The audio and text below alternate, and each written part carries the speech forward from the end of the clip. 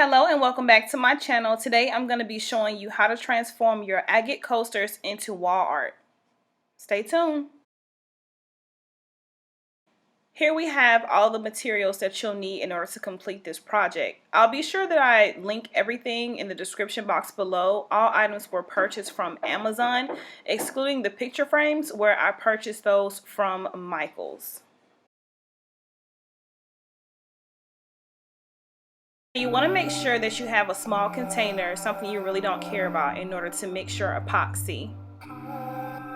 Next, what we're going to do is grab our cardstock paper. I just trimmed this down so that it'll fit the picture frame. And we just want to flip the picture frame over to go ahead and remove these metal tabs in the back. They were kind of hurting my finger a little bit, so in a sec you're going to see me try to wedge it open with something that was way too thick. But yeah, most of the time I'll get something like a what is that thing you call it? A box cutter, and I'll slide it underneath to, get the little metal tabs out. So for these frames, it came with this like inner wood frame, which actually really came in handy, and it kind of required me to have to do less work. So we're gonna go ahead and remove that.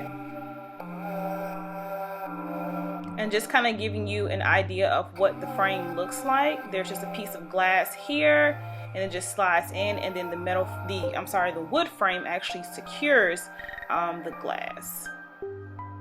So here you see I have my picture mat that I purchased from Amazon, and I'm just gonna put that inside of the picture frame, because what I'm trying to do is just kind of gauge exactly how it's going to look, and also how the coaster will be centered. Alright, so we're gonna take the back piece of the picture frame, and we're gonna go ahead and glue down our paper to it. And this is cardstock paper that I purchased from Amazon as well. I'll be sure to link that information below. And so I just used some good old Elmer's glue on the back of it. I went around the edges, and then I just kind of made some little squiggly lines in the middle, and it stuck to the back of the frame just fine. Alright, so next we're going to go ahead and mix our gel epoxy together. And so this is where that little throwaway container is going to come in handy. And you want to just mix it until the two parts become one. The product does have instructions on the back which tells you exactly how many minutes you need to mix it before you apply. So here comes the fun part. We're going to go ahead and grab the back of the picture frame that we glued the cardstock to, and we're going to grab our coaster. So this is what it looks like. The back part has a flatter surface in the front, so you want to utilize that part in order to stick it to the cardstock paper.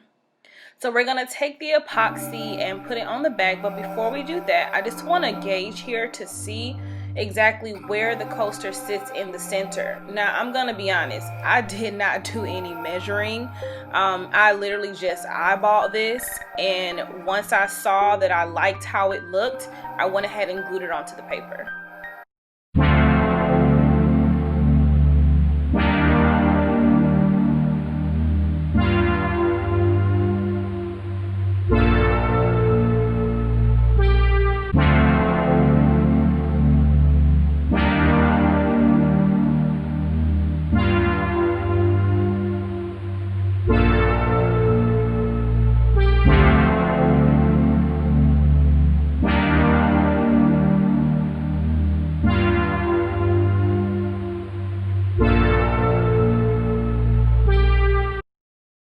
Once you have evenly spread the epoxy on the back of the coaster, you want to go ahead and place it onto the cardstock paper.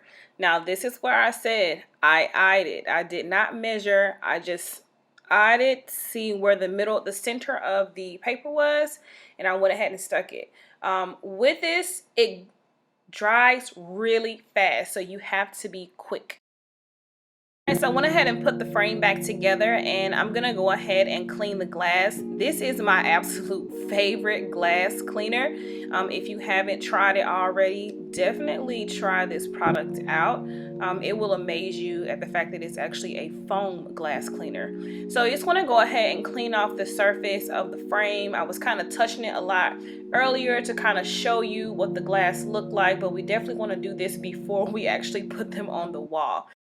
So here we have the finished products. I think that this DIY project added a lot of character to our guest bathroom. I wanted to do something that was inexpensive but still gave me somewhat of an high-end look. If you look at these items online, you will see that they cost way more than what I invested into making these.